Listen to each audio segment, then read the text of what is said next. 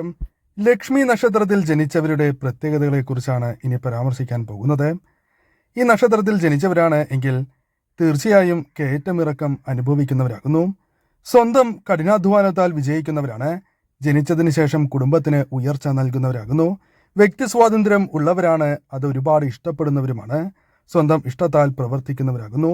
നഷ്ടങ്ങൾ വന്നാലും അത് സഹിക്കുന്നവരാണ്. എന്നാൽ മറ്റുള്ളവരാൽ പ്രയാസങ്ങൾ ഉണ്ടാവുകയാണ് എങ്കിൽ അത് മരണം വരെ ഓർത്തിരിക്കുന്നവരാണ്.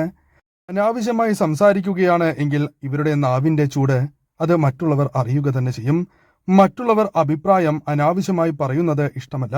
ഇവർ മറ്റുള്ളവരുടെ കാര്യങ്ങളിൽ അനാവശ്യമായി ഇടപെടുന്നവരല്ല. കൂടാതെ ആരുടെയും മുൻപിൽ അനാവശ്യമായി തല കുനിക്കുന്നവരല്ല.